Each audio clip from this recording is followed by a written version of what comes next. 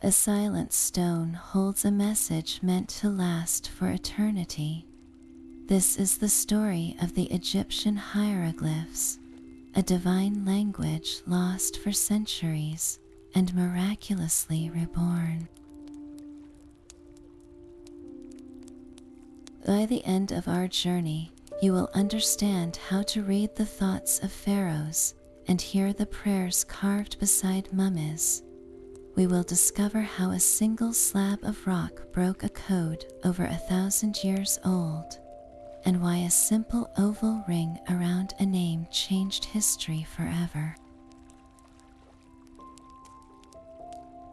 Wherever you are right now, whatever the hour might be where you listen, I hope you are settled somewhere comfortable. Before we begin, I am always curious to know where in the world these stories find you and what time it is there, so feel free to share that if you like. What do you believe drives us to leave a mark so permanent it can outlast civilization itself? That silent stone we spoke of first awoke to its purpose over 5,000 years ago. The world was younger then, and along the fertile banks of the Nile, a new kingdom was taking shape. It was around the year 3300 before the Common Era when the first recognizable marks appeared, the ancestors of a script that would become a cornerstone of eternity. This was not a tool for merchants or farmers to keep accounts, though simpler scripts for that purpose would soon follow. No, this language was born for the heavens. The Egyptians themselves called it Medu Neter, the words of the gods, and from its very inception, it was treated as exactly that, a sacred art, a divine technology. Picture the first light of dawn spilling across the Nile, catching the freshly chiseled surface of a temple pylon. A priest or a royal artisan stands before it, not with a simple stylus, but with a mallet and a chisel. Every stroke is deliberate, a physical act of devotion. They are not just writing a name or a record, they are performing a ritual. To carve the hieroglyph of a god, of a pharaoh, of a sacred animal like the falcon or the scarab beetle, was to invite that very essence into the stone. It was to make it permanently, magically present. This was the primary purpose of hieroglyphs, to adorn the spaces of power and eternity, temple walls that reached for the sun, the hidden chambers of royal tombs, the towering faces of obelisks. Their goal was to ensure the eternal life, the continued power, and the flawless memory of pharaohs and deities. In a very real sense, if your name and your deeds were carved in the words of the gods, you could never truly die. This helps us understand a crucial distinction. For the messy, beautiful chaos of everyday life, the Egyptians developed other scripts. Hieratic was a flowing, cursive form of hieroglyphs, written quickly with a reed brush on papyrus for letters, administrative documents, and literary texts. Later came Demotic, an even more streamlined script for daily use, but hieroglyphs, the formal pictorial symbols, were reserved. They were for eternity. They were for the gods. Think of it like the difference between the quick handwritten note you leave on the kitchen counter and the meticulously engraved words on a national monument. One is for the moment, the other is for the ages. The hieroglyphic script was that monument frozen in time, each symbol a tiny piece of a divine puzzle meant to last forever. And for nearly 3,000 years it worked. The language of the gods spoke clearly to all who knew its secrets, until one day, mysteriously, it fell silent. That silence lasted for over 1,000 years. When the last priest who could read the words of the gods passed away, the great monuments became beautiful, impenetrable mysteries. Yet the structure of the script itself, the very architecture of this divine language, held the key to its eventual rediscovery. To understand how it was finally broken, we must first understand how it was built. Hieroglyphs are far more than just decorative pictures. They are a sophisticated, flexible system that operates on 3 distinct levels, working together like the gears of a complex machine. The first and most intuitive type of sign is the logogram. This is a symbol that represents an entire word or a core concept. Think of it as a direct picture of the idea. The most famous example is the sun disk, a simple circle with a dot in the center. This symbol does not spell out the letters RA. It is the word for sun, and by extension, it is the name of the sun god himself, Ra. Another clear logogram is the drawing of a human foot. It does not represent the sound of footsteps. It directly means the verb to come or to walk. So when you see a foot in an inscription, you are reading the action itself, not its phonetic components.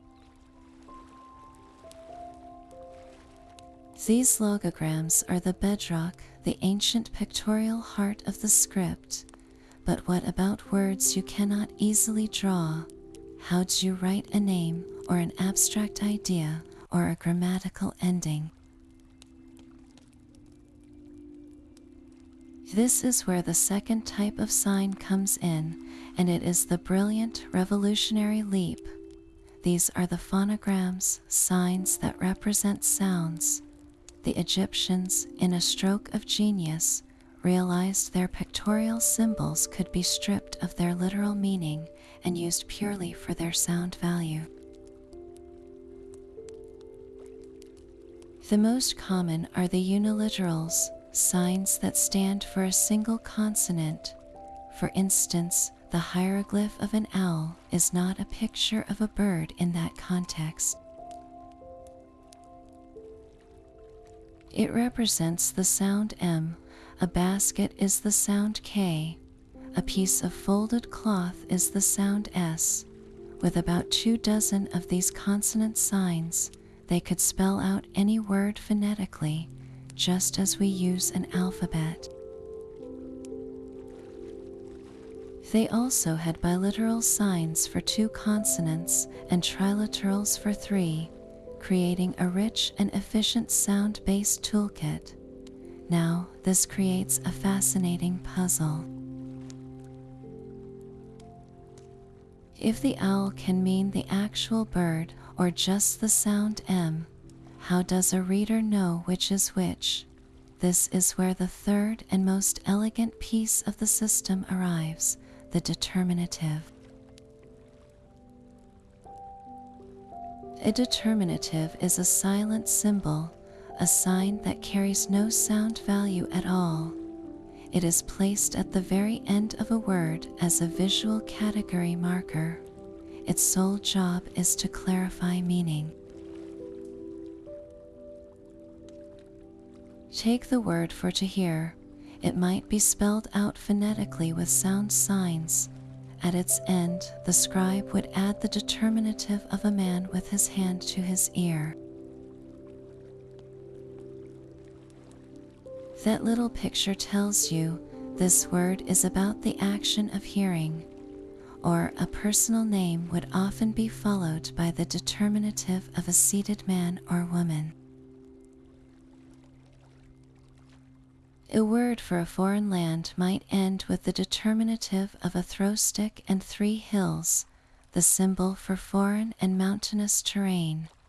Determinatives are the quiet guides, the semantic signposts that prevent confusion in a script where a single symbol can wear multiple hats. So a single hieroglyphic inscription is a layered conversation. It uses logograms for core concepts, phonograms to spell out the rest, and determinatives to lock the meaning firmly in place. It is this intricate, logical structure that made the script so durable and so expressive, and it is this same structure that centuries later would provide the crucial footholds for a young scholar staring at a stone covered in 3 different scripts, desperate to find a way in. He just needed a single point of entry, a single name to serve as his key. Yet even the most perfect system is vulnerable to the slow tides of history. The language of the gods did not vanish in a single cataclysm, but faded like a river drying in its bed, one tributary at a time. The first major shift began with Alexander the Great's conquest of Egypt in 332 before the Common Era. Greek became the language of the new ruling class, the Ptolemies, and of administration. Hieroglyphs, once the voice of state power, began their retreat inward, becoming more the exclusive domain of the priestly temples, a sacred knowledge maintained by a shrinking circle of initiates. Then came Rome, with Egypt becoming a province of the Roman Empire. Latin joined Greek in the halls of government. The old Egyptian language, in its spoken form, was evolving, but its ancient written form, the hieroglyphs, became even more isolated, a ceremonial relic. A new way to write Egyptian emerged, using the Greek alphabet with a few extra letters borrowed from Demotic script. This was Coptic, and it was a revolution in simplicity. For everyday life, for literature, and soon for the new faith of Christianity spreading through Egypt, Coptic was the practical, accessible script. It was the living language of the people, written in letters everyone could learn, while hieroglyphs remained locked in the past. The final, decisive blow fell with the rise of Christianity as the Roman Empire's official religion. In the late 4th century, the Christian Emperor Theodosius I issued a series of decrees ordering the closure of all pagan temples across the empire. In Egypt, this was not just a political order, it was a cultural extinction event. The great temple complexes, the very institutions that had nurtured and protected the knowledge of Medu-Neter for millennia, were shut down. The priestly schools were dissolved. The last generation of scribes who held the full sacred knowledge had no one to teach and no temples left to inscribe. We know the precise moment the final light went out. Deep in the south of Egypt, on the serene island of Philae, a temple to the goddess Isis had remained a bastion of the old ways. There, in the year 394 of the Common Era, a priest named Nesmiterachem etched one last prayer onto a temple wall. His inscription is simple, a dedication to the god Mangeles. It is the last known use of Egyptian hieroglyphs ever recorded. After that, silence, a profound 1400-year silence descended. The wind scoured the colossal faces of pharaohs whose names could no longer be read. Sand slowly buried obelisks covered in what now looked like mere decoration. The great library of stone, containing the entire spiritual and historical memory of a civilization, sat perfectly preserved and utterly mute. The language of the gods became the world's most magnificent puzzle, its secrets guarded not by curses, but by sheer unbroken time. For over 1,000 years, the silent stones taunted the curious. Scholars from the Islamic Golden Age to the European Renaissance gazed upon the elegant birds, snakes, and eyes, convinced they held profound hidden wisdom. The prevailing belief was that hieroglyphs were not a language to be read, but a collection of pure symbols, each one representing a complete philosophical idea or allegorical truth. An owl was not a sound or a bird, it was the concept of night or wisdom. A scarab beetle was not part of a name, it was the entire idea of rebirth and the sun's journey.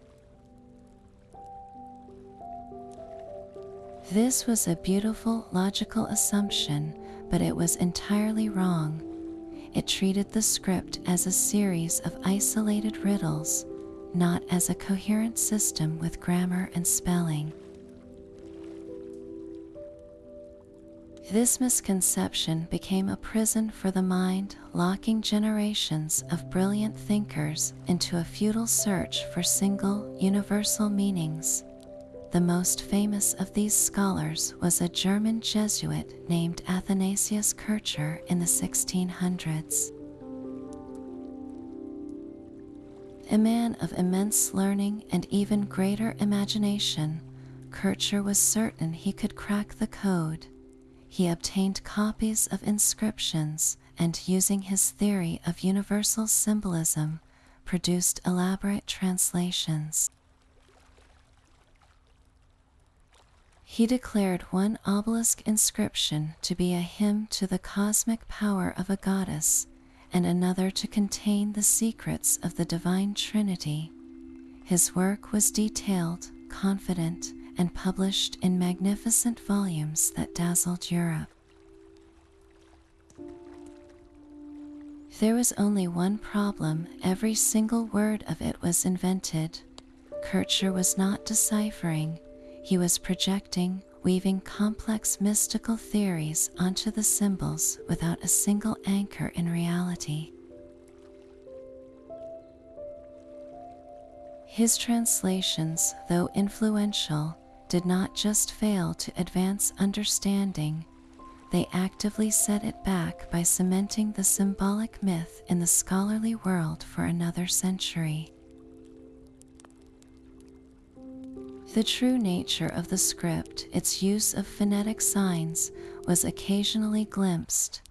Arab historians in the 10th century had suggested the symbols could represent sounds, and even some Renaissance thinkers pondered the idea, but these sparks were smothered by the overwhelming weight of the symbolic tradition. The breakthrough required something more than just a brilliant mind staring at the symbols. It required a physical key, a piece of text that could serve as a true reference point.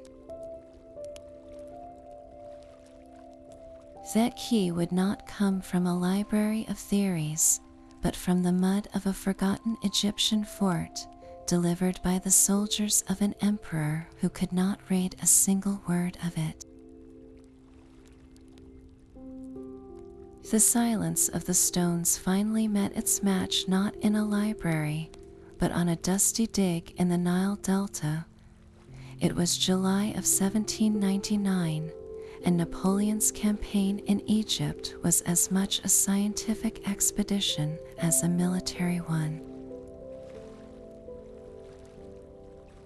His soldiers, rebuilding a crumbling fort near the port town of Rashid, which the Europeans called Rosetta, were moving massive blocks of ancient masonry. Lieutenant Pierre-François Bouchard, overseeing the work, noticed something unusual about one dark slab. It was nearly 4 feet tall, 2.5 feet wide, and weighed over 1,600 pounds. Its surface was smooth, polished, and covered in writing. But it was not just one kind of writing, it was 3 distinct bands of text.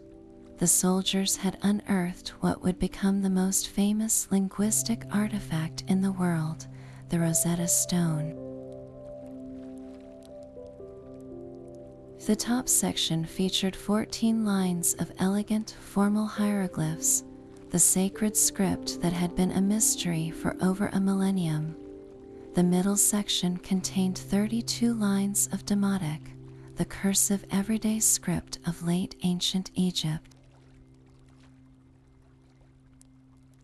In the bottom section presented 54 lines of ancient Greek, a language scholars could read perfectly.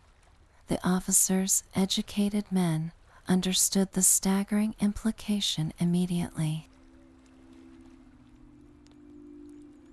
This was not 3 separate texts, this was the same text written 3 times.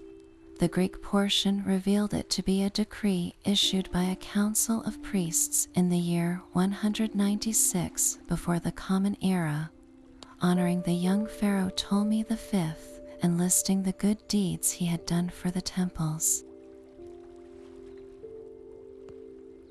Here was the key, a direct translation guide from the known to the unknown.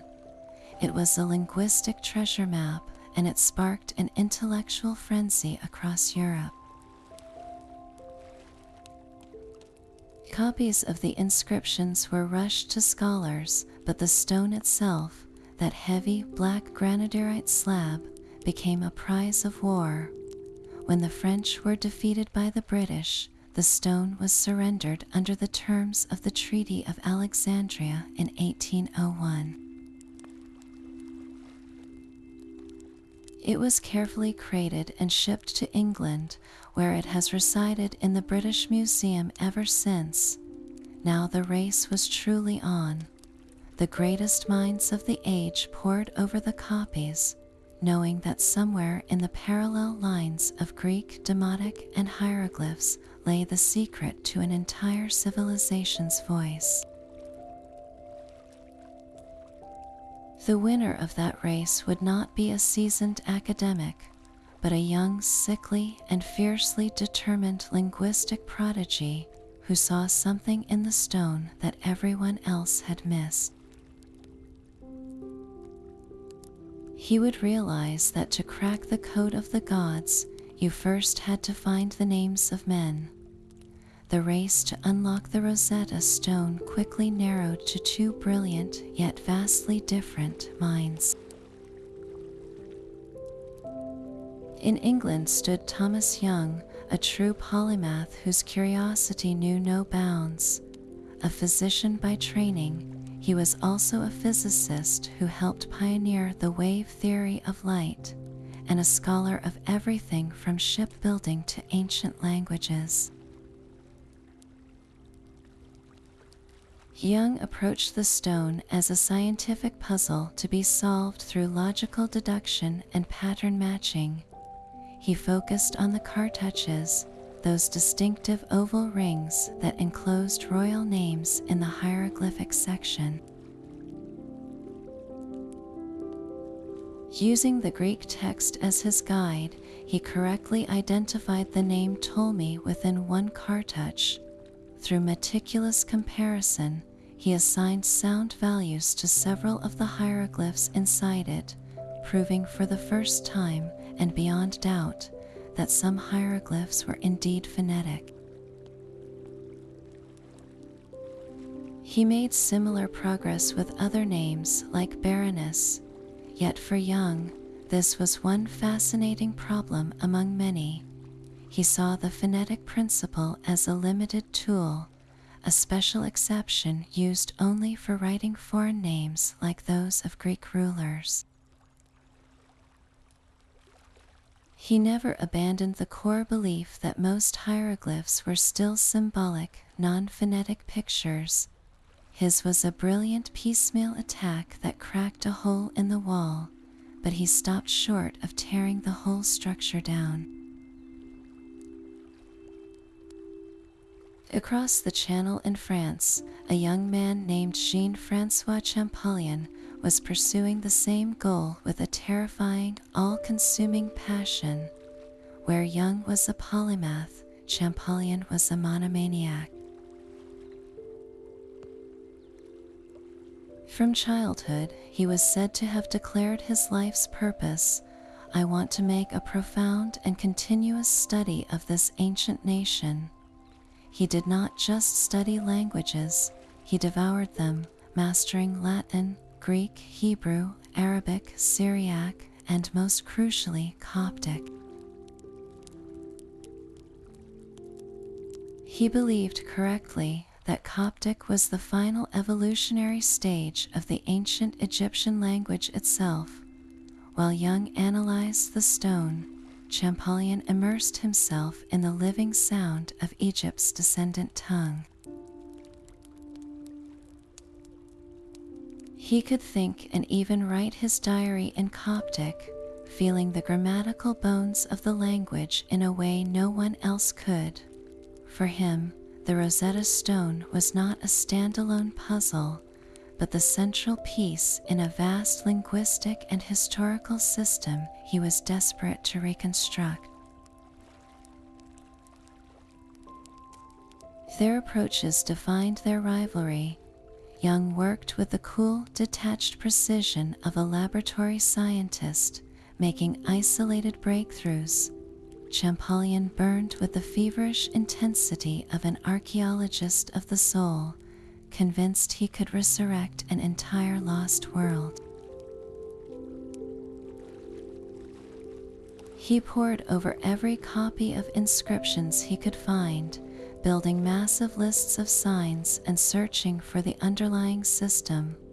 For years, he labored in the shadow of Jung's published findings, frustrated and fiercely competitive. The intellectual duel was not just about personal glory, though that was a powerful motivator. It was a clash of fundamental philosophies between seeing hieroglyphs as a decorative code and understanding them as a complete logical language. The fate of ancient history hung in the balance, waiting to see which vision would prevail. The final staggering revelation would come not from another royal name, but from a pair of cartouches that reached back to the very dawn of pharaonic power. The year was 1822, and Jean-François Champollion was a man on the verge of either a monumental discovery or a complete collapse. For months, he had been lost in a labyrinth of signs, comparing copies of the Rosetta Stone with drawings from other, even older monuments. He was fixated on those royal cartouches, the oval loops that seemed to hold the names of kings. He had already worked with the cartouche for Ptolemy and another for Cleopatra, using Thomas Young's sound values as a starting point. But those were names from Egypt's Greek period, foreign words that might use phonetic signs as an exception. The real test, he knew, lay in the names of the native pharaohs, the rulers from the deep past. If their names were also spelled with phonetic signs, then the entire symbolic theory was wrong. Hieroglyphs were not just pictures, they were the very sounds of the Egyptian language. One day, he received a set of drawings from a temple at Abu Simbel, far to the south. Among them was a large, clear cartouche. Inside it were 3 signs. The first was a circle, the sun disk, the logogram for the sun god Ra. The second was a shape that looked like a 3-pronged fork or a stylized ripple of water. The third was a folded cloth. He stared, his mind racing, his body trembling with a malarial fever. He knew the Coptic word for sun was Ra. He also knew the Coptic verb mesi meant to give birth. Could that middle sign, that forked shape, represent the sound mes or miss, the root for birth? And the folded cloth was a sign he had already identified from other cartouches as representing the sound S. He put it together, sounding it out in the ancient tongue he had practiced for so long. Ra, mes, s, re, misses. This was not a symbolic picture story, this was a phonetic spelling. The name meant Ra is the one who bore him. The sun disk was not just a symbol of the god in this context. It was contributing its sound, Ra, to spell the king's name. In that instant, the entire architecture of the language shifted and locked into place before his eyes. The system was consistent, it was logical, and it was overwhelmingly phonetic. Hieroglyphs were a true script capable of writing anything, from the names of Greek outsiders to the most ancient Egyptian pharaohs. The shock of understanding was physical. He leapt from his desk scattering papers and shouted to his brother in the next room, G. Tynes Ella Fair, I have grasped it. And then, utterly spent by years of obsession and the fever of revelation, he collapsed unconscious for 5 full days. When he awoke, the world was different. The silent stones had begun to whisper, and he was the only one who could hear them. The language of the gods was not confined to the echoing halls of temples. It flowed from those sacred spaces into the very fabric of daily existence, a living script that connected the mundane to the magical, while the grand inscriptions guaranteed eternal life for pharaohs. Smaller, more intimate versions of the same symbols offered protection, identity, and luck to ordinary people. You would find them not only on tomb walls, but in the home, on the body, and in the marketplace. Take the humble scarab beetle, one of the most common amulets. Carved from stone or molded from faience, a glazed ceramic, it was often inscribed on its flat underside with a brief hieroglyphic spell or a divine name. Worn as a ring or a pendant, this was not mere decoration. The scarab represented the sun god reborn each morning, and the tiny inscription activated its power, turning a piece of jewelry into a portable shield against misfortune. Official seals, pressed into clay stoppers for wine jars or storage chests, bore the names and titles of officials in crisp hieroglyphs. A broken seal was a clear sign of tampering, so those miniature carvings were a matter of security and law. Even furniture whispered in this sacred script. A wealthy noble's chair or cosmetic box might be inlaid with ivory and ebony, spelling out the owner's name or a short blessing. To sit or to open that box was to be surrounded by a personal protective mantra. Pottery jars for everyday goods like grain or beer sometimes bore the name of their contents or the estate they came from, a functional label written in the script of eternity.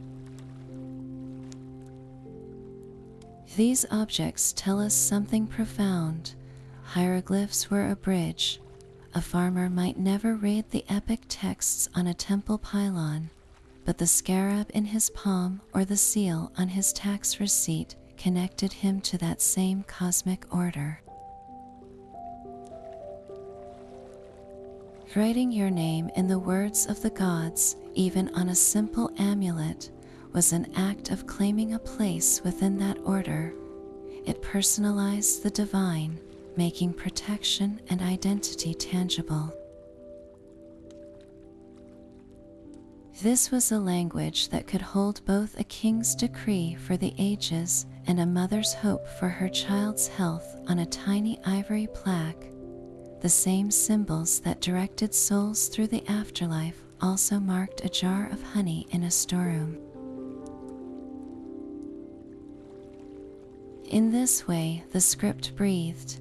It was not a dead language locked in the past, but a vibrant force woven into the texture of life, from the grandest monument to the smallest, most personal charm. This logical structure extended to the very arrangement of the symbols on the stone. Unlike our rigid left-to-right lines, hieroglyphic writing was fluid and artistic. A scribe could write in rows from right to left, or from left to right, or even in vertical columns. This flexibility allowed the text to fit perfectly within the architectural space, to frame a doorway or flow around the image of a deity. So how did an ancient reader know where to start? The answer is charmingly simple. You look at the faces. Almost every hieroglyph that depicts a living thing, a bird, a snake, a man, a god, faces toward the beginning of the line. If the human figures are looking to the right, you start reading from the right and move toward them, following their gaze. If they face left, you begin on the left. The text literally points the way. Once you begin reading, you encounter a language built on a consonant skeleton. The Egyptians did not write the vowels, the A, E, I, O, U sounds we rely on. Their hieroglyphs recorded only the stable consonant framework of a word. Think of it like a text message abbreviation. You can read the letters RD as road, ride, raid, or road, because the context tells you which word it is. The ancient Egyptians did the same, using determinatives and their knowledge of the spoken language to fill in the missing vowel sounds. This is why we see different spellings for Egyptian names, like the sun god Ra, which could also be written Re. We are approximating the unwritten vowels that were once spoken. Within a sentence, small markers kept the meaning clear. To indicate a plural noun, a scribe did not need to change the word itself. They simply added 3 short vertical strokes after the determinative. This was the plural stroke, a quick and elegant grammatical sign. Verbs, the action words, were often formed from a root of 2 or 3 consonants. To express different tenses like past or future, prefixes and suffixes were added to this root, For example, the basic verb for to hear might be sdm. To say he hears, you might add a prefix. To say he heard, you might use a different form. It was a system of building blocks, logical and consistent. Let us build a simple, imaginary sentence to see it all come together. Imagine we want to write, "The great priest brings the sacred offerings." First, we would write the subject, the great priest. The word for priest might be a logogram, a picture of a man with a ritual sash. The adjective great could be a separate sign placed next to it. A determinative of a seated man would clarify this is a person of high status. Next comes the verb brings. This would likely be spelled out phonetically with sound signs for the consonants, followed by a determinative of a man carrying something. Finally, we have the object, the sacred offerings. Offerings might be shown as a logogram of a loaf of bread on a mat. The word sacred could be the hieroglyph for a divine flag, and a determinative for an abstract concept would seal the meaning. The entire sentence would be arranged in a neat block, the figures all facing the same direction to guide your eye. It was not a chaotic scattering of beautiful pictures, but a tightly organized, grammatically precise statement. The beauty served the logic, and the logic in turn served a single, enduring purpose to make words stone and meaning eternal. A pharaoh's identity was not a single name, but a chorus of titles. To rule Egypt was to embody multiple sacred roles, and each role was proclaimed through a specific set of hieroglyphs in a formal sequence known as the royal titulary. This was not mere decoration, it was a layered declaration of power, a political manifesto carved in stone. The full titulary consisted of 5 great names, each introduced by a specific symbol and projecting a distinct facet of kingship. The very first and most ancient title was the Horus name. This was written inside a rectangular frame called a serac, which represented the palace facade. Perched atop this frame was the majestic figure of the falcon god Horus. This name declared the king as the living incarnation of Horus, the celestial god of kingship. It was a statement of raw, divine power, the pharaoh as the unassailable protector of the land. Following this came the Nepti name, the name of the 2 ladies. It was introduced by the vulture goddess Nekbit of Upper Egypt and the cobra goddess Wajet of Lower Egypt. This title emphasized the pharaoh's role as the unifier of the 2 lands, the one who held the delicate balance between the southern Nile Valley and the northern delta. Next was the golden Horus name, often shown with a falcon sitting upon the hieroglyph for gold.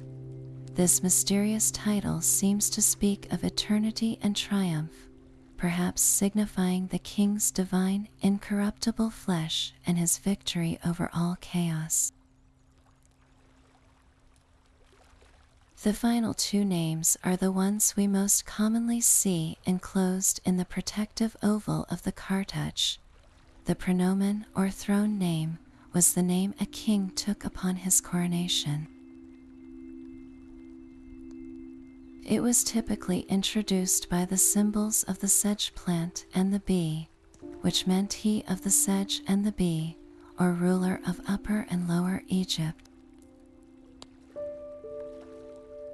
This name was his official ruling identity, like a regnal title.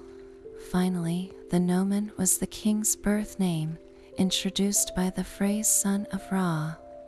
This connected him directly to the solar deity and grounded his divinity in a familial lineage. So, a single pharaoh like Ramesses II was simultaneously the living Horus, the unifier under the two ladies, the golden falcon, the king of the two lands Usermater Setipener, his pronomen, and the son of Ra, Ramesses, his nomen. Each set of hieroglyphs was a tool of propaganda, a carefully chosen mantra repeated on every monument to cement an image of eternal, multifaceted authority in the minds of the people and the gods.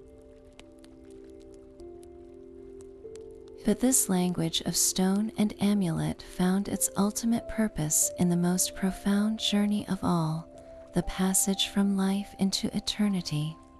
This brings us to the most famous hieroglyphic text ever discovered, the Book of the Dead. The Egyptians themselves called it the Book of Coming Forth by Day, a title filled with hope and motion. It was not a single standardized book, but a customized collection of spells, hymns, and vivid illustrations, typically written in cursive hieroglyphs or hieratic script on a long papyrus scroll. This precious document was then placed in the tomb, either within the coffin, tucked beside the mummy, or even buried in a special jar. Its purpose was intensely practical. It was a survival guide for the soul's terrifying and wondrous voyage through the afterlife. The ancient Egyptians envisioned the afterlife as a place called the Jewad, a dark, watery underworld realm filled with strange landscapes, treacherous gates, and monstrous guardians. The deceased person's soul, or Ba, often depicted as a human-headed bird, had to navigate this dangerous terrain to reach the ultimate destination, the Hall of Mad. Here, in the presence of the gods, the most critical moment would occur, the weighing of the heart. The heart, believed to be the seat of memory, intelligence, and morality, was placed on one side of a great scale.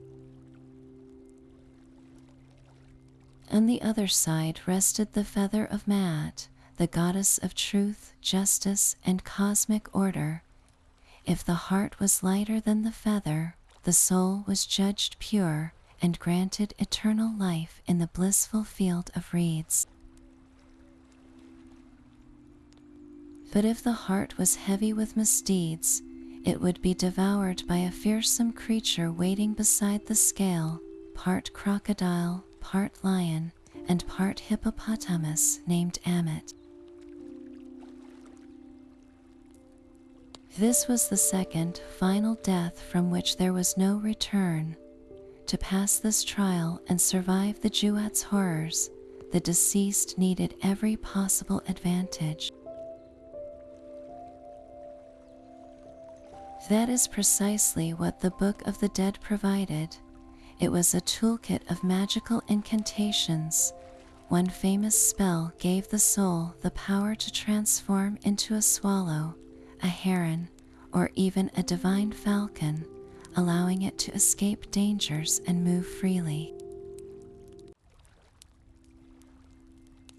Another crucial spell, often inscribed on a heart-shaped scarab amulet placed over the mummy's chest, was a plea to the heart itself.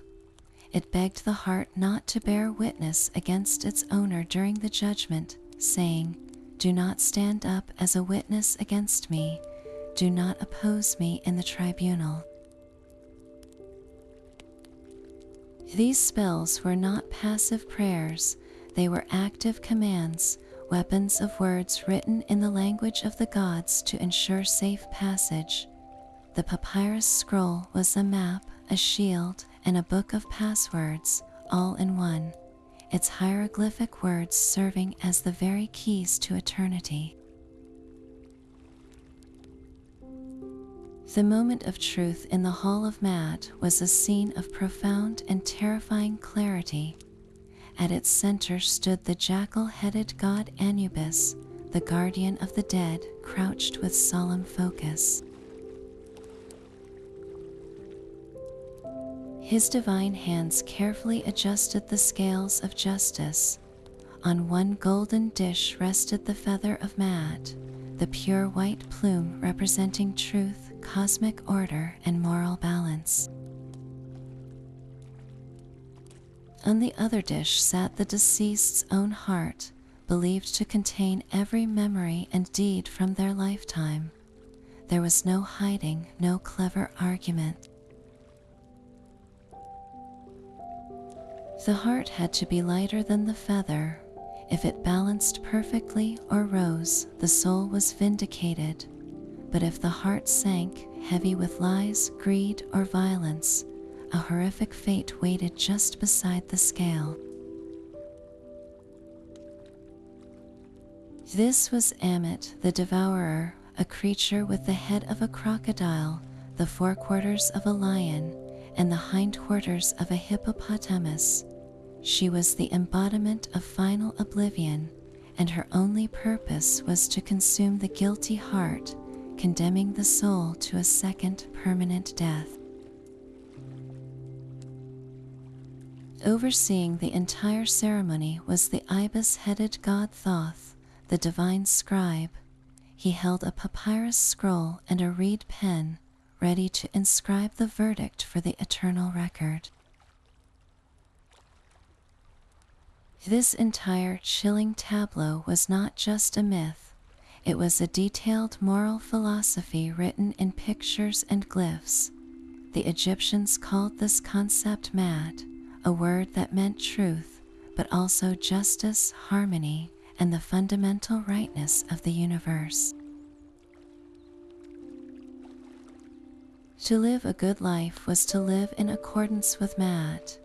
It meant speaking truthfully, acting with fairness, showing kindness, and respecting the natural and social order. The heart, in their view, was a literal record keeper. A life of Maat left it light and pure. A life of Isfet or chaos and falsehood made it dense and burdensome. The reward for a light heart was passage to the field of reeds, a perfect, eternal mirror of the best parts of life on the Nile, with abundant harvests and peaceful existence among the gods. The punishment for failure was not fiery torment, but utter non-existence, being unmade by Ammit.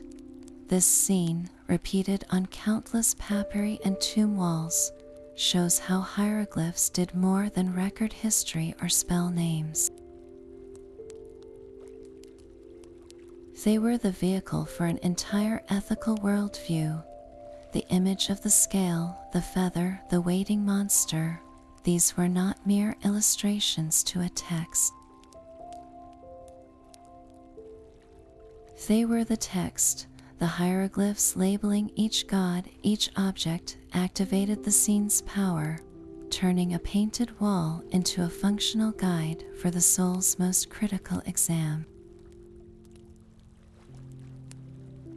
To see this ceremony was to understand the deepest aspiration of an ancient people, to have your heart be as light as a feather when your moment before the scales finally arrived. This profound reverence for the divine shaped every stroke of the sacred script. The names and forms of the gods were not merely recorded by hieroglyphs, they were invoked by them, requiring a scribe to act with both skill and caution. To write a deity's name was to make them present, so the process was wrapped in layers of ritual precision. First, the very word for a god or goddess was marked by a silent determinative, a seated figure with a divine beard. This little symbol, appearing after the phonetically spelled name, was the essential label, shouting divinity to the reader's eye. It transformed a sequence of sounds into a recognized, powerful entity. But with great power came necessary fear. Some divine names held such potent, dangerous energy that scribes would deliberately avoid writing them in full, fearing to accidentally summon or empower a chaotic force. The most famous example is the serpent god Apophis, the eternal enemy of the sun god Ra, who threatened to devour the solar bark each night. To write Apophis's name in a funerary text where its power could be real was incredibly risky. So scribes employed protective tricks. They might write the name backwards or break the hieroglyphs of the serpent into pieces, or even replace them with harmless signs. Sometimes they would draw a tiny knife piercing the body of the snake hieroglyph, a magical act of violence performed within the script itself to neuter the creature's power as they wrote. This practice shows hieroglyphs were not passive description, they were active ritual. The script could be a cage for chaos as much as a hymn to order. Beyond names, the gods were depicted holding or combining sacred objects, creating composite symbols of their gifts.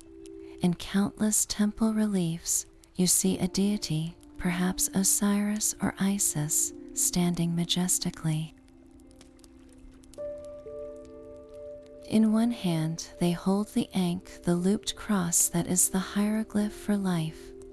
In the other, they grip the jed pillar, a stylized backbone representing stability and endurance.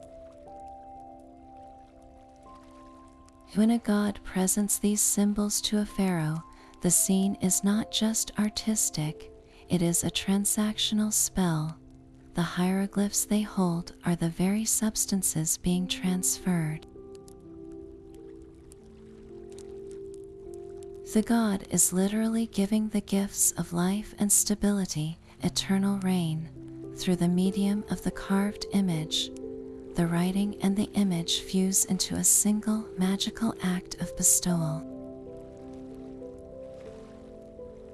To see such a scene was to witness a perpetual ceremony where stone and symbol worked together to maintain the balance of the universe itself. The power of the written word extended far beyond the tomb's silent walls. In the hands of a priest or a healer, a simple papyrus scrap inscribed with the right symbols could become a tool of immediate, tangible magic. This practice was called Heka, the underlying force of creation and manifestation that flowed through the universe. A spoken spell was potent, but a written one was permanent. By carving or inking hieroglyphs onto an object, a practitioner was capturing a piece of that cosmic energy, bottling it for later use.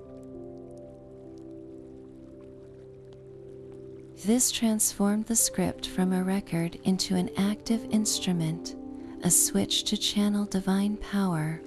The most common vessels for this power were amulets, small charms worn on the body or placed with the dead. Each shape was a hieroglyph in 3 dimensions, and each carried a specific, amplified purpose. The ankh, that looped cross, was the hieroglyph for life itself. Worn as an amulet, it did not just symbolize life, it was believed to actively sustain it, channeling vital force into the wearer's body. The jed pillar, resembling a stylized backbone, was the emblem of the god Osiris and meant stability and endurance. A jed amulet was often placed at the spine of a mummy, not as decoration, but to magically ensure the deceased would stand firm and resurrect in the afterlife. Then there was the tayet, known as the knot of Isis or the blood of Isis. This shape, similar to an ankh but with arms folded down, was a potent symbol of protection and rebirth, closely tied to the magical power of the mother goddess. A tayet amulet, often made of red jasper or carnelian, was thought to harness Isis's fierce protective magic, guarding against all forms of chaos. And of course, the scarab beetle, a living hieroglyph for transformation and the rising sun. A scarab amulet's flat underside was the perfect canvas for a miniature inscription.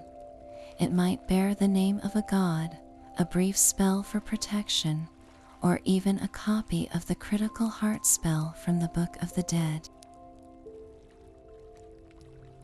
Pressed against the skin or wrapped within the mummy's bindings, this tiny carved stone became a battery of magical intention. The principle was straightforward yet profound. The shape of the amulet defined its general power, but the specific hieroglyphs inscribed upon it targeted that power, like aiming a beam of light. A spell for healing a fever would be written on a piece of fine linen and tied around the patient's neck. A spell to protect a home from snakes might be inscribed on the threshold stone. In each case, the hieroglyphs did the work.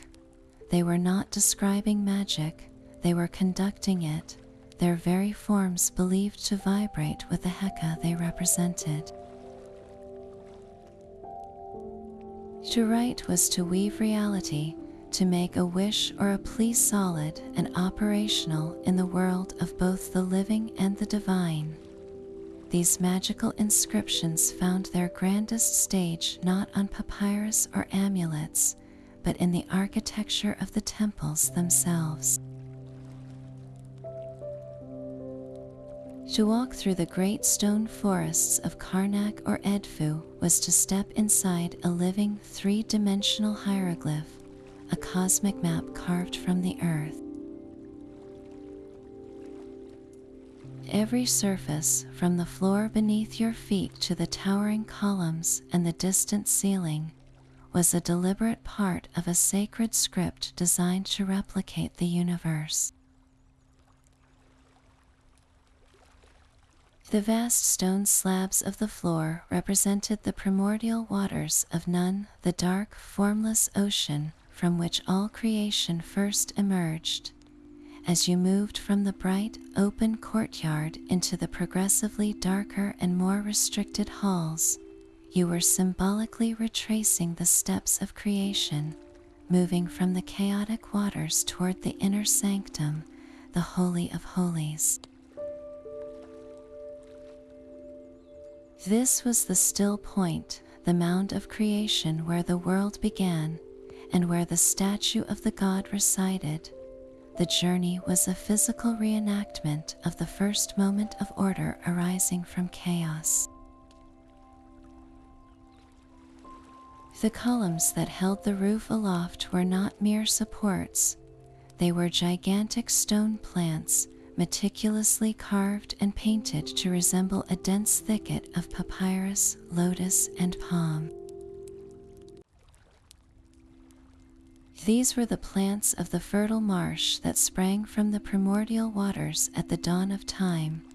To stand in the great hypostyle hall at Karnak, surrounded by 134 of these colossal stalks, was to stand in the marsh of creation itself.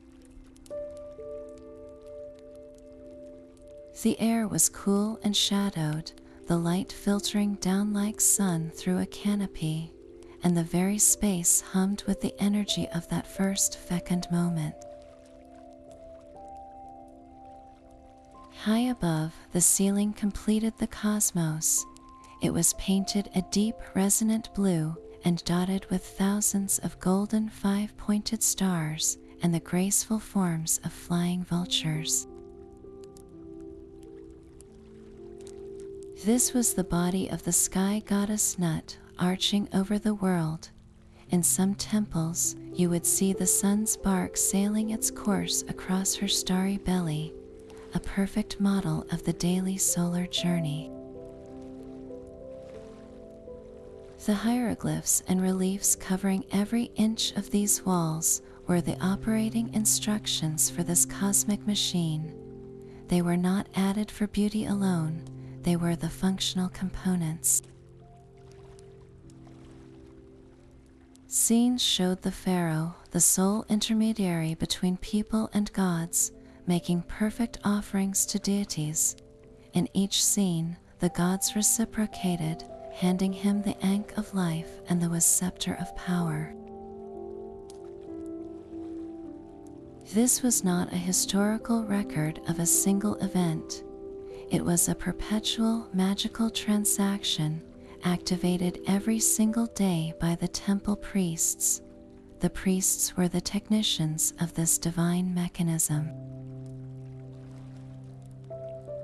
When they performed the daily ritual awakening the god's statue, cleansing it, clothing it, and presenting offerings, they were not just conducting a religious service. They were reading from the stone script around them and acting it out in real time. By reciting the hymns carved on the walls and performing the precise movements shown in the reliefs, they were literally maintaining Ma'at, the cosmic order. They were ensuring the sun would rise, the Nile would flood, and chaos would be held at bay for another day. The temple in its entirety was a machine for the preservation of the universe, and the hieroglyphs were its sacred wiring. Yet this magnificent cosmic machine required a human hand to build it. Behind every perfect column, every flawless hieroglyph, stood a figure we often forget, the scribe. His world was not of grand stone, but of fragile papyrus, ground pigments, and a lifetime of disciplined memory. His primary tool was the humble reed brush, cut from the stem of a rush plant and chewed at one end to separate the fibers into a fine, flexible point. He would dip it into a portable palette, a rectangular wooden board with two circular wells. One held a dense cake of black ink made from soot or ground charcoal mixed with gum. The other held red ochre, a mineral pigment used for headings, corrections, or to mark the start of a new section. His canvas was papyrus, sheets made from the pith of the Nile's papyrus plant, pressed, dried, and glued into long scrolls that could stretch for dozens of feet. With these simple tools, he was tasked with nothing less than capturing eternity in fluid, elegant lines. But the path to mastering this art was neither simple nor short. The scribe's training began in childhood, in a school attached to a temple or administrative center. For years, his days were consumed by rote memorization and painstaking practice. He had to learn not just dozens, but hundreds of distinct hieroglyphic signs, each with its correct form, its sound values, and its potential meanings. There was no room for artistic improvisation. The sacred forms had to be reproduced with absolute consistency, generation after generation. He practiced by endlessly copying standard texts, model letters, and classic hymns. His early exercises were on flakes of limestone or pottery shards, cheap materials where mistakes could be washed away. Only when his hand was sure would he graduate to precious papyrus. The societal pressure to succeed was immense, and it was captured in a famous text used in these very schools, called the Satire of the Trades. It was a piece of propaganda, glorifying the scribe's life by vividly contrasting it with the misery of every other profession. Listen to a few lines as a young student might have heard them. I have seen the metal worker at his furnace, his fingers like a crocodile's hide. The barber shaves from dawn till dusk, his arms never still, just to fill his belly. The farmer's voice is louder than a crow's, his skin is burned black by the sun. But the scribe, he directs every kind of work, he is released from manual labor, he is the one who wears fine linen. This was the promise, a life of the mind, clean hands, respect, and proximity to power. It was a powerful motivator for a boy bent over his pallet, his fingers cramping as he labored to make the falcon's wing curve just so. These anonymous masters, their names lost to time, were the true guardians of the script. For over 3,000 years, it was their disciplined eyes and steady hands that ensured the hieroglyph for a sun disk carved in the time of Khufu looked precisely the same as one painted in the reign of Cleopatra. They were the human link in a divine chain, the quiet technicians who gave the gods their enduring, beautiful voice. The disciplined scribe's brush gave form to a world where the divine walked among the creatures of the Nile. This deep spiritual connection to the natural world is perhaps most vividly expressed in the hieroglyphs themselves, where animals were not just letters or sounds, but direct portals to the essence of the gods. To write with an animal sign was to invoke a specific, powerful force. The ibis, with its long, curved beak perfectly designed for probing the mud, became the sacred bird of Thoth, the god of wisdom, writing, and the moon. The Egyptians saw in that probing beak a natural scribe's pen, a creature that sifted the unseen depths to bring forth hidden truths. To use the ibis hieroglyph was to tap into the very source of knowledge and orderly record-keeping. Then there is the jackal, an animal often seen skirting the edges of the desert cemeteries. Rather than seeing it as a scavenger, the Egyptians observed its behavior as protective, a guardian of the threshold between the town and the barren lands of the dead. This made it the perfect emblem for Anubis, the god of embalming and the guardian of the necropolis. The jackal hieroglyph did not signify death, but safe passage through it, a guide for the soul.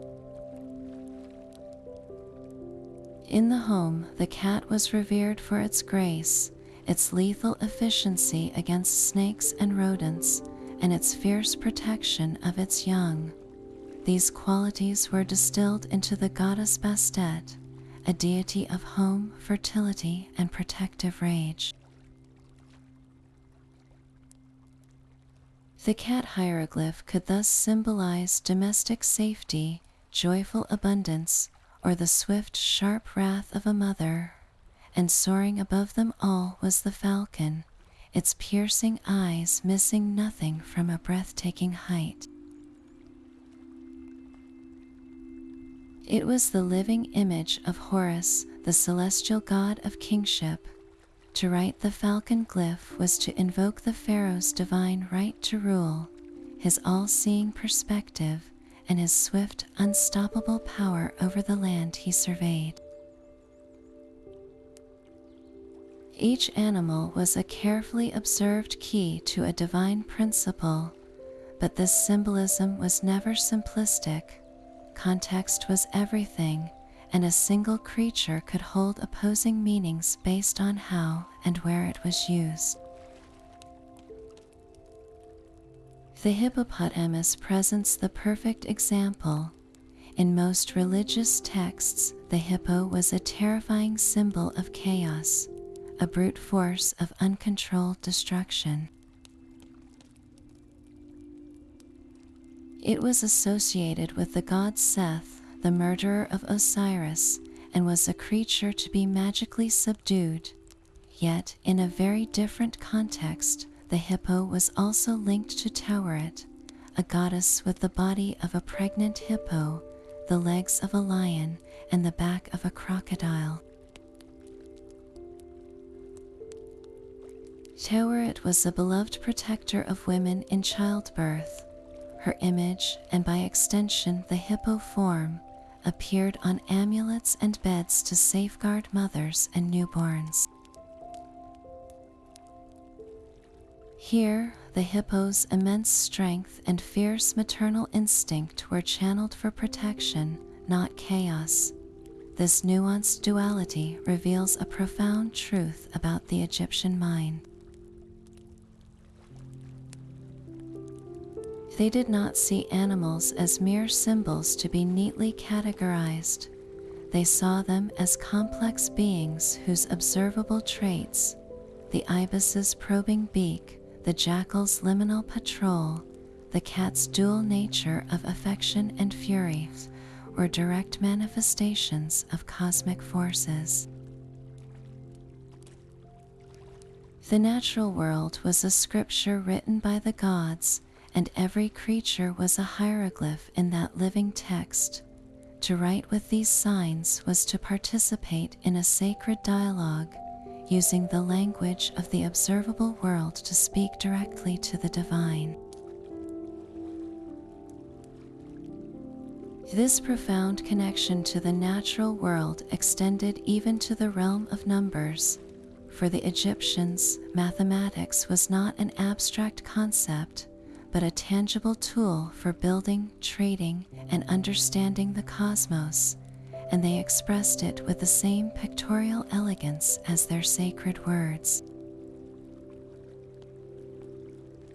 Their numerical system was beautifully straightforward and entirely additive, built from just 7 key hieroglyphs, each a familiar object from their daily life. A single vertical stroke represented the number 1. To write the number 7, a scribe would simply draw 7 strokes in a row. For 10, they used a hieroglyph shaped like an arch, which scholars believe represents a hobble for cattle or a heel bone. 100 was shown as a coil of rope. 1000 was the elegant lotus plant. 10,000 was a pointing finger. 100,000 was a tadpole, perhaps symbolizing the vast number of eggs a frog could produce. And for the almost unimaginable number 1,000,000, they used the figure of an astonished man with raised arms, as if gasping at the sheer magnitude. To write any number, they simply grouped these symbols together. There was no need for complex placement or a zero. The number 3040, for instance, would be written as 3 lotus flowers for 3,000, followed by 4 heel bones for 40. You would read it by adding the values of all the symbols together. This system, while simple, was remarkably powerful for the tasks at hand. It was the engine of a sophisticated state. Scribes used these numerals to keep meticulous accounts in granaries, tallying bushels of wheat and jars of oil with exacting precision. They calculated the wages paid to the armies of laborers who built the pyramids using units of bread and beer. Astronomy, vital for their calendar and religious festivals, relied on these numbers to track the cycles of stars like Sirius, whose heliacal rising heralded the life-giving Nile flood. That annual inundation was the heartbeat of Egypt, and measuring it was a matter of survival. Along the river, at temples like the one on Elephantine Island, they constructed nilometers, stone staircases marked with cubit measurements that descended into the water. Priests would record the river's height daily using their numerical hieroglyphs. A rise of 16 cubits was ideal, promising fertile silt and abundant harvests. A rise of only 12 cubits meant drought and famine, while a rise of 18 cubits could bring destructive flooding. These were not mere observations, they were data points carved into stone, used to predict, plan, and appease the gods. The same script that composed hymns to Osiris and spells for the afterlife also recorded that the field of Nakht produced 200 sacks of emmer wheat, and that the star cluster we call Orion rose on the 4th month of Akhet, day 15. This duality is essential. Hieroglyphs were never just one thing. They were the language for both the soul's journey and the state's ledger, proving that the sacred and the practical were 2 sides of the same beautifully inscribed coin. That same palette of ink held more than just black and red. In the shadowy stillness of a tomb, far from the bleaching sun, a different kind of writing came to life, one that relied not on the chisel's groove but on the painter's brush. The vibrant murals covering burial chamber walls reveal a truth often lost on weather-worn temple stone. The hieroglyphic script was a riot of color. Each hue was a deliberate choice, a symbolic language within the language, believed to activate the very essence of the scenes they adorned. For the Egyptians, color was not mere decoration. It was a sacred substance, a component of magic that made the depicted world eternally true. Green, the lush color of new papyrus shoots and flourishing crops, was the color of life in its most potent form. The word for green was waj, but its deeper meaning was tied to the concept of ak, a state of shining effectiveness and transfigured glory achieved by the blessed dead. To paint a field green in a tomb was to ensure it would be perpetually fertile in the afterlife. More profoundly, the god Osiris, ruler of the underworld and god of resurrection, was often depicted with green skin, not to show sickness, but to symbolize his perpetual renewal and the vibrant life that springs from death itself. Blue carried the weight of the heavens. The most prized pigment was made from powdered lapis lazuli, a stunning deep blue stone imported from faraway Afghanistan. This celestial blue was the color of the sky goddess Nut's body, arching over the world, and the sacred water of the primordial ocean, Nun. Deities associated with the air and the cosmos, like the god Amun, were shown with blue skin, marking their divine, otherworldly nature. To write a god's name in blue was to infuse it with the very substance of the sky. Red held a powerful and dangerous duality. It was the color of the desert, desolate, the arid, chaotic lands beyond the fertile black soil of the Nile Valley. It represented the god Seth, the force of disorder, and could signify anger, blood, or destruction. Yet red was also the color of life's energy, the rising sun, and the fiery power of transformation.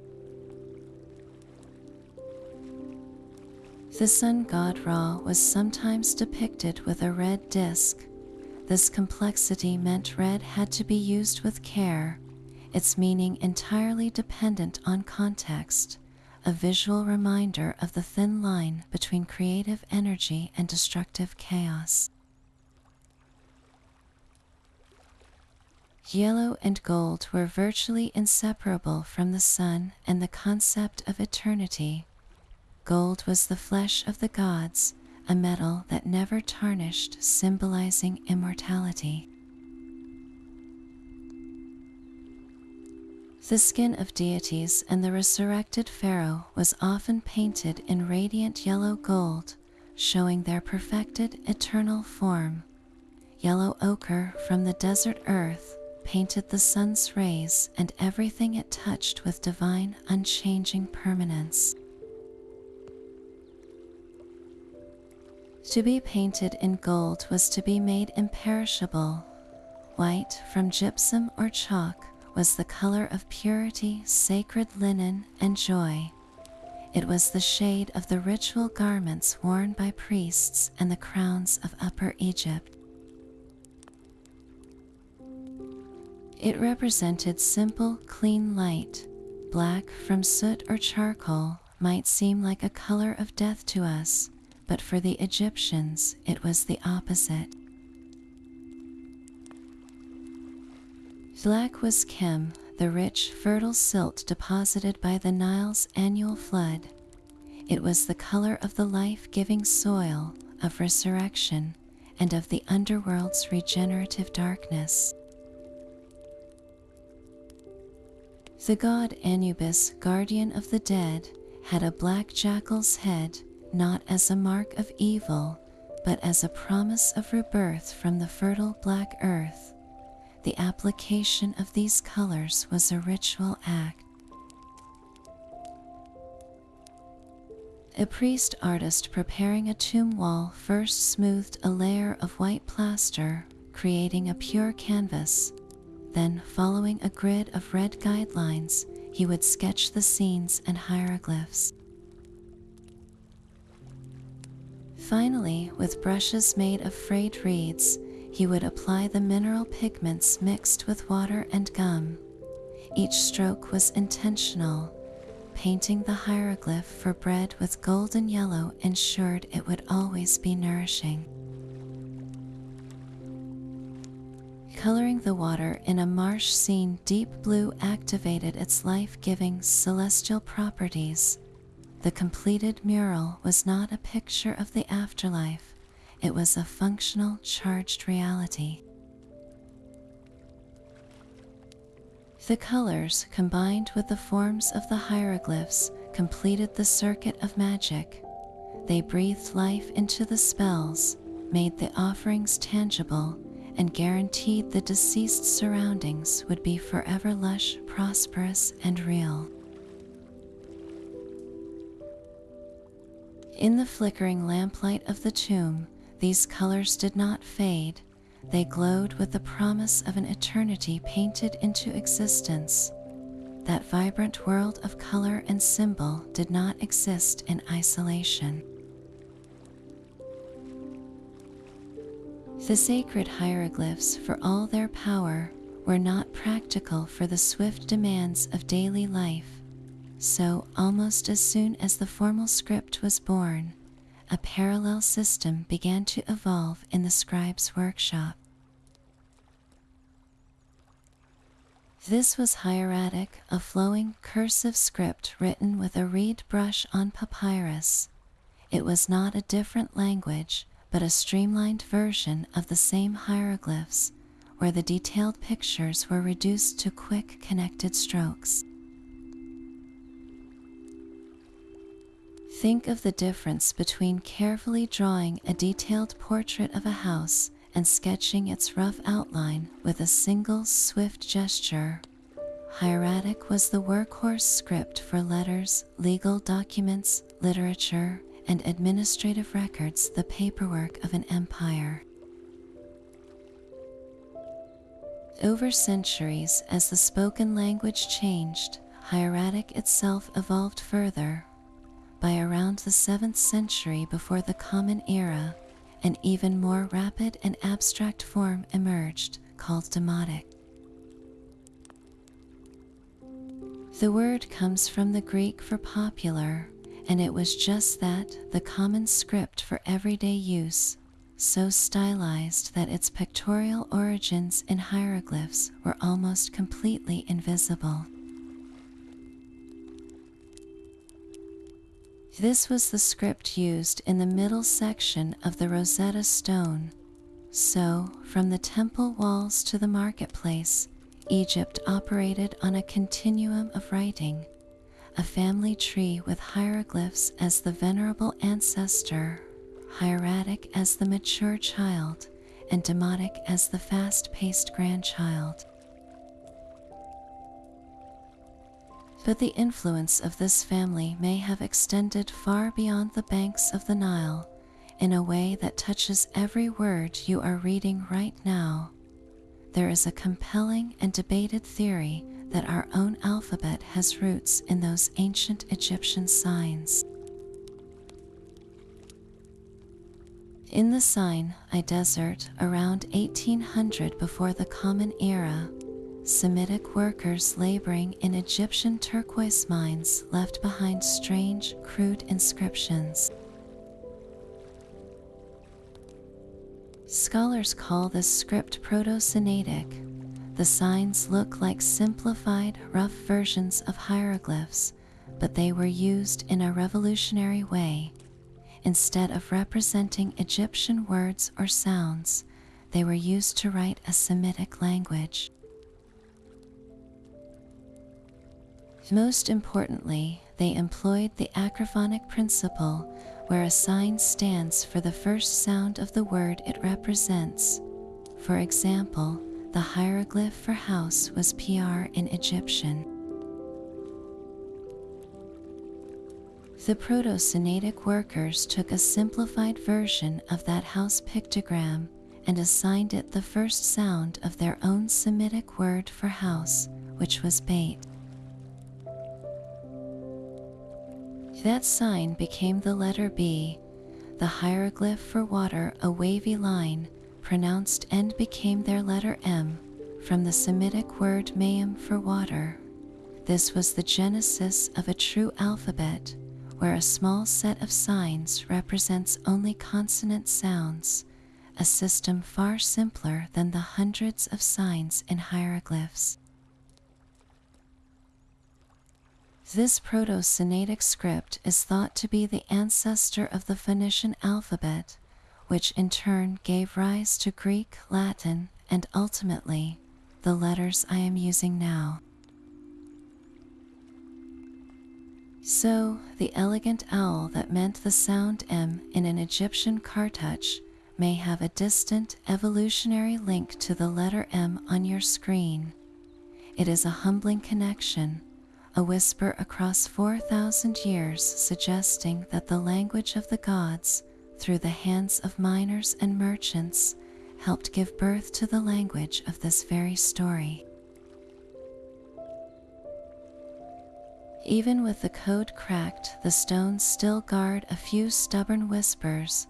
For all we have learned, certain passages in the ancient texts remain deeply, unsettlingly strange, resisting our modern desire for neat explanations. Among the oldest religious writings in the world, the pyramid texts carved inside the tombs of 5th and 6th dynasty pharaohs contain a section so shocking it is known as the cannibal hymn. In vivid, visceral detail, it describes the deceased king ascending to the sky, where he hunts, slaughters, cooks, and then consumes the gods themselves, absorbing their power to become the supreme being. The hieroglyphs are explicit, speaking of cooking them for breakfast in his evening kettles. To our sensibilities, it is a horrifying image. Scholars are deeply divided on how to read it. Some argue it is purely symbolic, a metaphor for the king's ultimate unification with the divine, where consuming is a ritual act of merging essences. Others suggest it may echo a far more ancient primal layer of belief, a literal magical rite from a time lost even to the Egyptians who inscribed it. There is no clear consensus, only the stark, unsettling words preserved in stone, a reminder that we can translate a language and still not fully comprehend the world it describes. This fertile ground of the unexplained naturally gives rise to more speculative ideas. Beyond academic debate, you will find theories that stretch the script's meaning to its breaking point.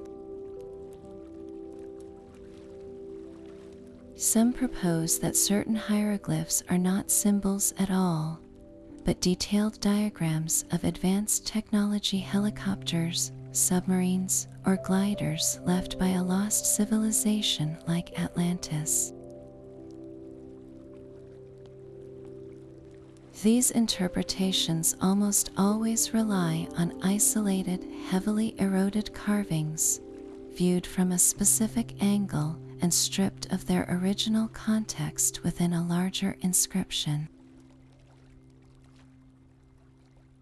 Mainstream Egyptology explains these as palimpsests, where later carving over older hieroglyphs can create accidental composite shapes that resemble modern objects.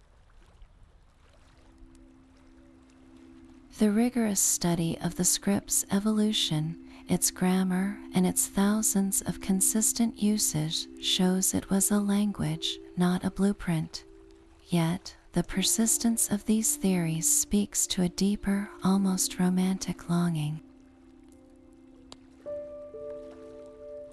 They reflect our desire for the past to be more mysterious, more technologically grand than the evidence suggests.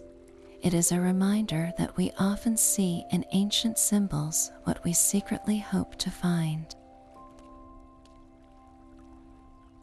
So where does that leave us? With a magnificent balance of knowledge and mystery, we can now read the shopping lists, the love poems, and the royal decrees of a civilization that flourished for 3,000 years. We understand the grammar that shaped prayers for eternity, yet in the dark corners of certain spells and the ambiguous glare of a few controversial carvings, the language of the gods retains a final, elegant silence. It invites us to keep looking, to keep questioning, knowing that some secrets are not meant to be fully solved, but to be pondered, keeping the stones forever alive with possibility. That final, elegant silence was a vacuum the modern world was desperate to fill. When the actual meaning of the hieroglyphs retreated into scholarly journals, our collective imagination rushed in, transforming the script from a language into a potent symbol of everything ancient, mysterious, and dangerous. This modern mythology found its most powerful spark not in a library, but in a dusty tomb in the Valley of the Kings. The year was 1922, and Howard Carter's discovery of Tutankhamun's intact burial chamber was the archaeological event of the century. As the world marveled at the golden treasures, a quieter story began to circulate, fed by newspaper headlines hungry for drama. Several members of the expedition died in the years following the opening, including the project's financial backer, Lord Carnarvon. The cause of his death was blood poisoning from an infected mosquito bite, but the press seized on a more sensational explanation. They claimed a curse, written in hieroglyphs at the tomb's entrance, promised death for those who disturbed the pharaoh's rest. The exact inscription was often quoted as, "Death shall come on swift wings to him who disturbs the peace of the king." The problem: no such hieroglyphic curse was ever found in Tutankhamun's tomb. The myth, however, was unstoppable. It fused the newly deciphered power of the script with a primal fear of retribution from the past, creating the enduring mummy's curse trope that has stalked popular culture ever since. It was the perfect recipe: ancient writing plus forbidden trespass equals supernatural vengeance. This idea proved irresistible to filmmakers. From the classic Universal monster movies of the 1930s to the big-budget adventures of the late 90s, hieroglyphs are the essential set dressing for any Egyptian-themed tale. They adorn temple walls that slide aside to reveal booby traps. They are carved onto mystical amulets that control the undead, and they are painstakingly translated by heroic archaeologists moments before a catastrophe. The script's visual beauty lends an air of authenticity, even when its usage is pure fantasy. Rarely do these films bother with accurate grammar or real phrases. The symbols are chosen for their dramatic look, creating a kind of cinematic shorthand for ancient and magical. This extends far beyond the silver screen.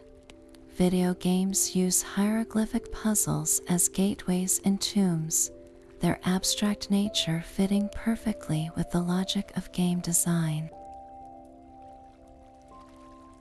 Fashion designers borrow the elegant forms for jewelry and prints, evoking a sense of timeless mystery and exotic luxury.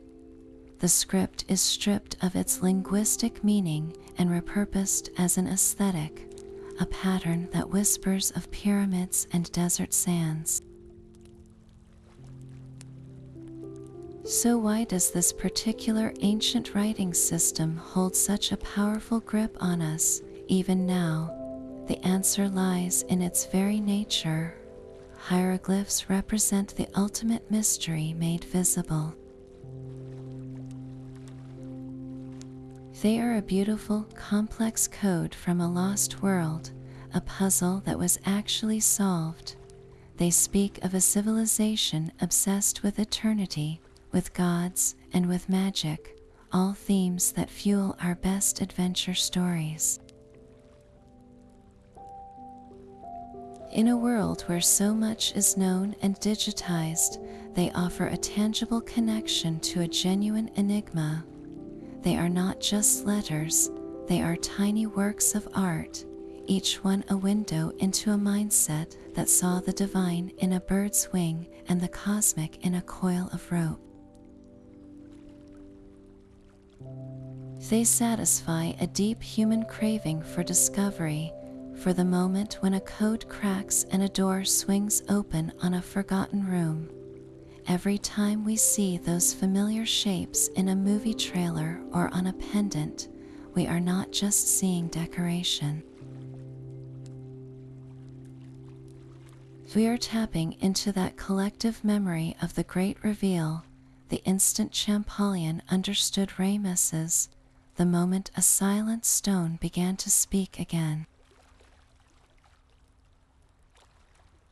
The language of the gods endures in our culture because it promises that some secrets, no matter how old, are always waiting to be rediscovered. That promise of rediscovery is not reserved for scholars in dusty archives. The language of the gods is now a language you can learn. While the full script contains hundreds of signs, the most empowering place to begin is with its beautiful pictorial alphabet, the uniliteral signs. These are the hieroglyphs that represent a single consonant sound, and they form the phonetic backbone of the entire system. You have already met a few. The owl is not just a bird, it is the sound M. The reed leaf stands for the sound I, as in E. The ripple of water is the sound N. There are about 24 of these core signs, and learning them is like finding the key to a secret garden. With just this basic set, you can start to sound out royal names and recognize common words. The feeling of looking at an inscription and slowly piecing together the sounds, hearing the ghost of an ancient word in your mind, is a thrill that bridges millennia. It transforms a museum case from a display of artifacts into a page from a book you are learning to read. To begin this journey, the resources available today are more accessible than ever. Excellent free courses exist online, created by universities and museums, that can guide you through the signs and basic grammar step by step. For those who prefer a book, Sir Alan Gardner's classic Egyptian grammar, while detailed, remains a foundational text, and many more modern, beginner-friendly grammars are now in print. The key is to start small. Do not try to memorize all 700 signs at once. Focus on that core alphabet first. Practice drawing them, not for artistic perfection, but to understand their shapes. Write your own name. This is a wonderfully tangible first step.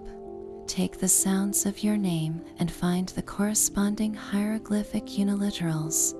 Then, place them inside your own personal cartouche, that protective oval ring once reserved for royalty. Seeing your identity framed by the same symbols that once held the names of pharaohs creates a personal, powerful connection to the past. You are not just studying history, you are participating in its living tradition. This act of writing your name is more than a fun exercise. It is a tiny act of decipherment in reverse, a way of claiming your own space in this long story.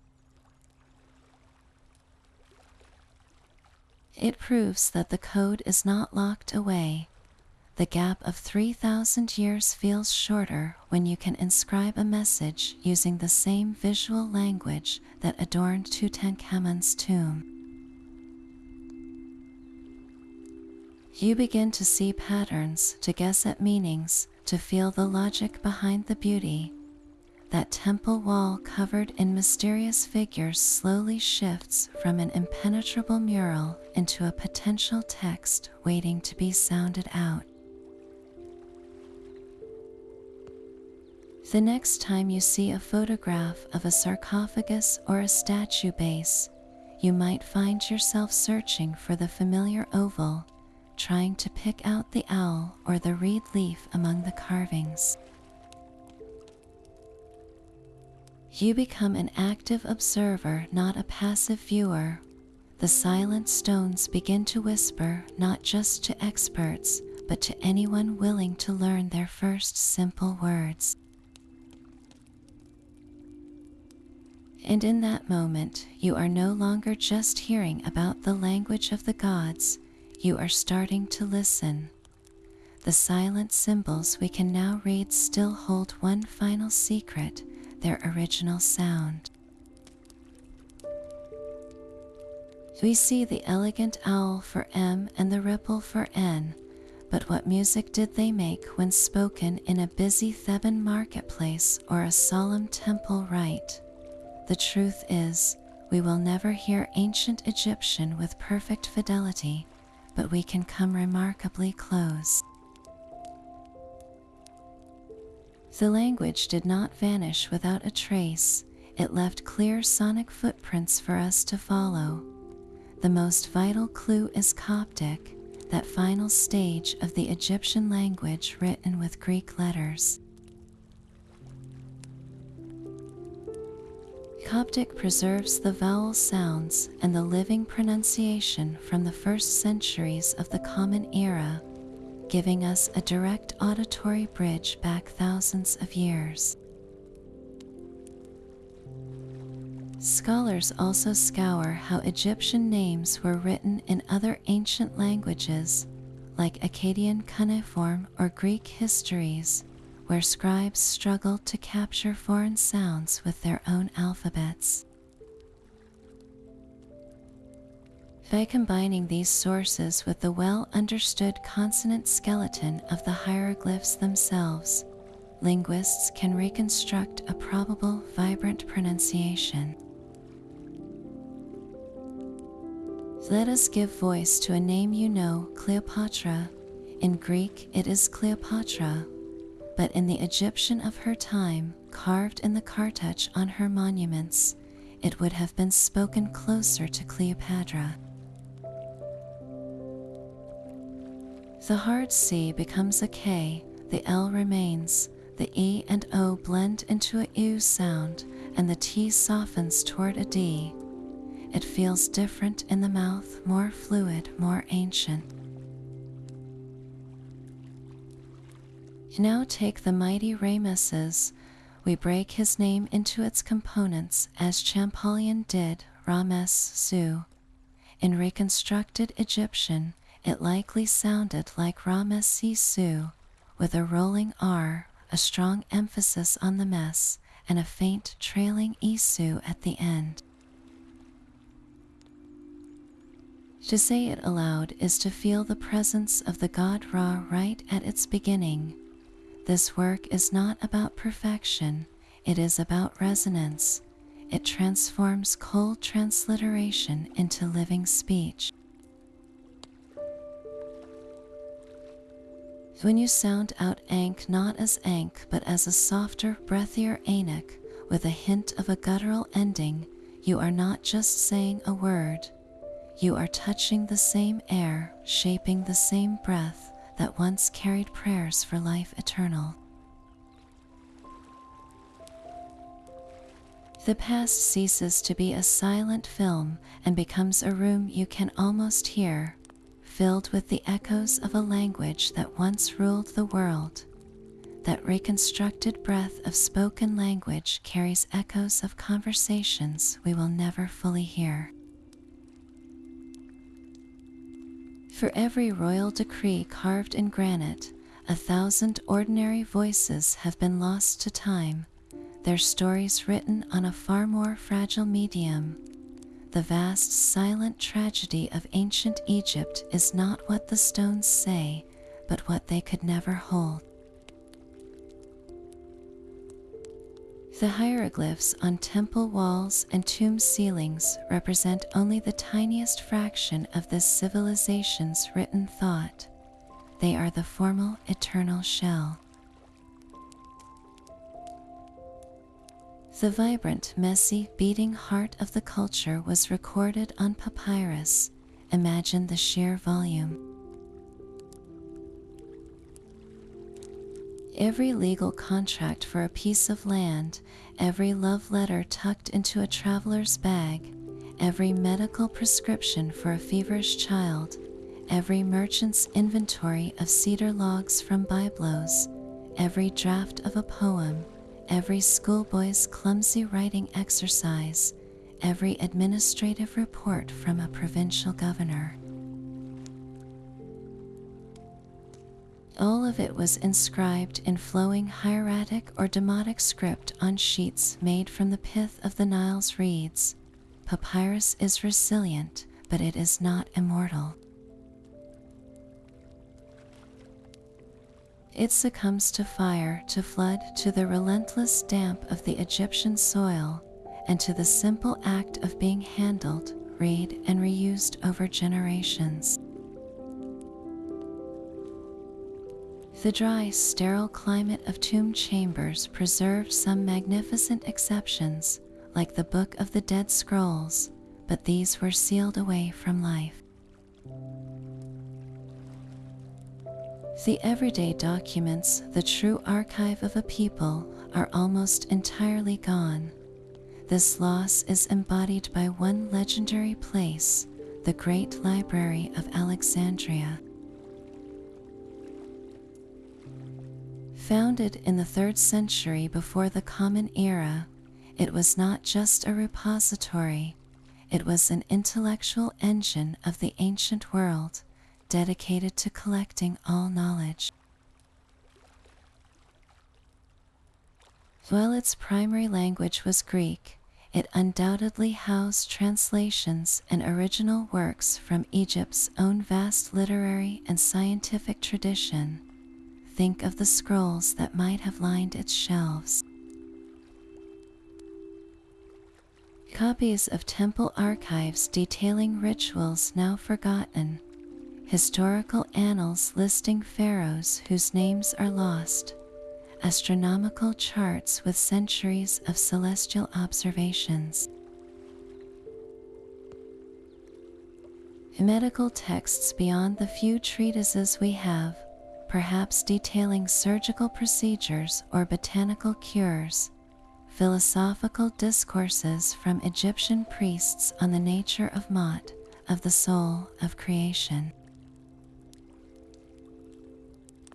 We will never know the exact contents because the library itself met a fate as tragic as the papyrus it held, consumed by fire in a series of catastrophic events.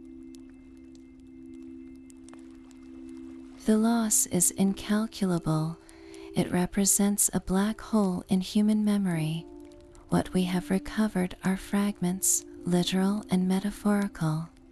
A handful of papyri survive from town rubbish heaps in the desert fringes, giving us glimpses of legal disputes, marriage agreements, and personal letters.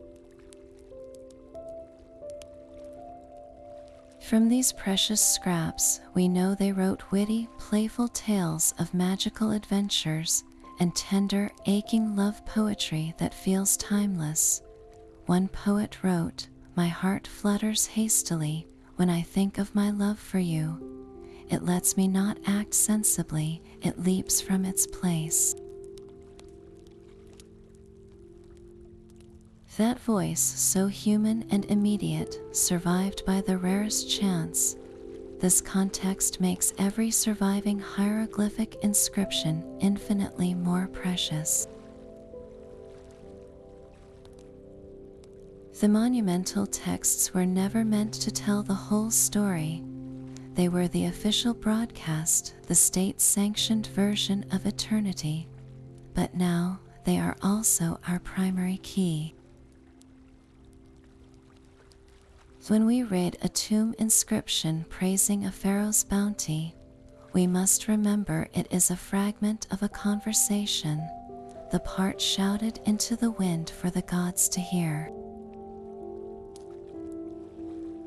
The quieter, more nuanced replies, the gossip, the jokes, the private fears and joys, those were written on papyrus and have mostly vanished, so we piece together a civilization from its loudest, most permanent proclamations, always aware of the profound silence beneath. This is the poignant truth of studying the ancient world. We are explorers in a landscape where mountains remain, but all the valleys have been flooded. We chart the peaks and guess at what the lost terrain might have held, knowing that every carved symbol we can now read is a miraculous survivor, a message in a bottle that somehow made it across a sea of forgetting. That profound silence of lost papyrus scrolls is now meeting its match in the hum of modern machines. The 21st century has ushered in a new era of decipherment, one where light, lasers, and code are becoming the new Rosetta Stone. This digital revolution is not just preserving the language of the gods, it is actively recovering words once thought gone forever. One of the most powerful tools is called reflectance transformation imaging. It sounds complex, but its magic is beautifully simple. Instead of taking a single photograph of an inscription, a camera captures dozens of images of the same stone surface, each lit from a slightly different angle. A computer then combines all these images, allowing a researcher to manipulate the virtual light source on their screen. They can make raking light skim across the surface, causing the shallowest of chisel marks to cast long, readable shadows. They can eliminate glare or enhance contrast with a click. Faded paint in a tomb chapel, invisible to the naked eye, suddenly flares back into vibrant color. Erased cartouches, where a later pharaoh chiseled out a predecessor's name, often leave ghostly impressions in the stone. I can find them, resurrecting the original name from its deliberate oblivion. It is like giving scholars a sun they can hold in their hand, directing its rays to uncover secrets that have slept in plain sight for millennia. This digital reclamation extends to the very way we write the ancient script today. For centuries, reproducing hieroglyphs meant painstaking hand drawing or relying on limited, expensive type fonts. Now, they have entered the universal language of computers. Thanks to a dedicated international team of scholars, Egyptian hieroglyphs were formally added to the Unicode standard in 2021. Unicode is the foundation that allows every text character, from the Latin to the Japanese kanji, to be displayed consistently across any device. What this means is revolutionary. You can now type a falcon, an owl, or an ankh directly into a text document, an email, or a social media post. A researcher in Cairo can send an exact, editable hieroglyphic phrase to a colleague in Tokyo, and it will appear perfectly on their screen. It democratizes the script, turning it from a specialist's drawing into a true shareable font. This digital encoding ensures that the formal system of the script, its grammar and its thousands of signs, will be preserved with perfect precision for as long as we have digital records, creating a new kind of eternity in the cloud. The exploration goes even further into the virtual realm. Laser scanners now sweep through tomb chambers, capturing every crack and contour in 3 dimensions with millimeter accuracy. This data does more than create a stunning model you can fly through on a computer. It allows archaeologists to take measurements they never could with a tape measure, to see alignments and architectural choices hidden to the human eye. But the most immersive application is virtual reality. Donning a headset, you can now stand in the exact center of a pharaoh's burial chamber, a site so fragile it is closed to the public. You can look up at the star-painted ceiling of the tomb of Queen Nefertari, its blues still breathtakingly vivid in the digital restoration. You can walk right up to the sarcophagus of Seti I and examine the hieroglyphs carved on its side without ever risking a whisper of damage to the original. This is more than a video game, it is a profound act of preservation and access.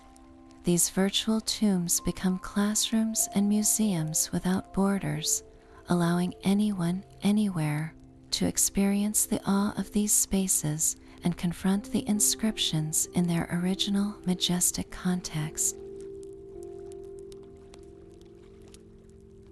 We are witnessing a new chapter in a story that began with a soldier's discovery in the mud at Rosetta. The first decipherment gave the stones a voice. Now, this digital renaissance is granting them a new kind of life, one that is shareable, searchable, and infinitely preservable. Technology is becoming the ultimate scribe, not with a reed brush, but with photons and pixels, ensuring that the language of the gods will navigate the currents of the future as surely as it once sailed the cosmic waters of the duat. The conversation between the past and the present is no longer just whispered. It is broadcast in high definition, inviting a global audience to finally step inside the sacred walls and listen. There is something in that desire to carve a name, to paint a prayer, that transcends the sands of Egypt. At its heart, the story of hieroglyphs is not merely an intellectual puzzle, it is a mirror held up to a fundamental human ache. It is the ache to be remembered, to defy the erasing tide of time, to stand on the shore of the future and shout, in the most beautiful way possible, I was here.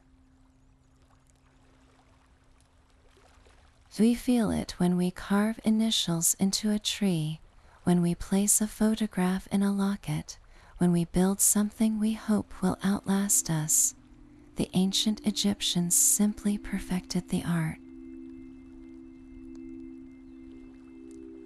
They built their shout from stone and ink, crafting a language so elegant and so durable it could carry a whisper across 40 centuries.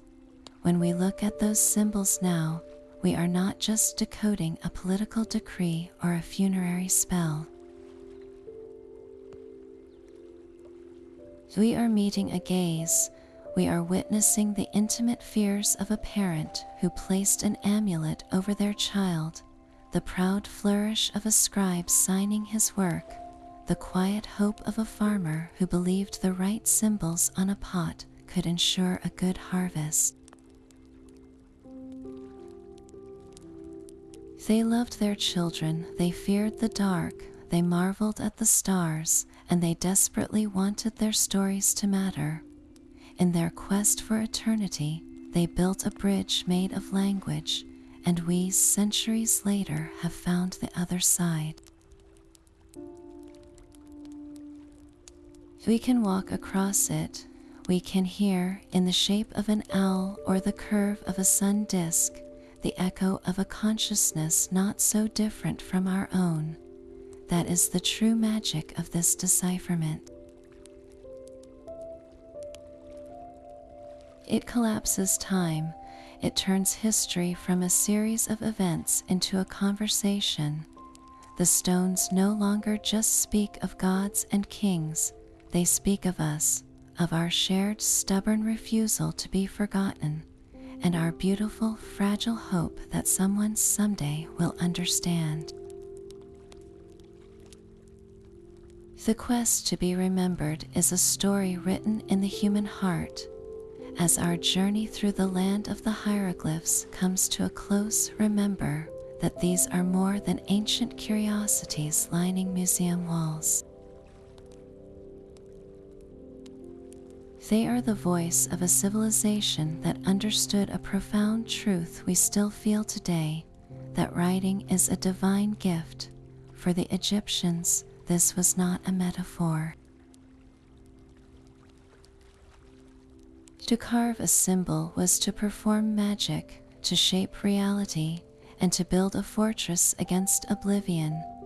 Their entire culture was an act of faith in the power of the word, a belief that the right marks in the right order could hold back chaos, feed the gods, and guide a soul past monsters to a field of eternal peace.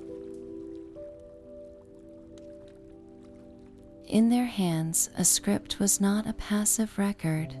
It was an active force, a chisel for eternity.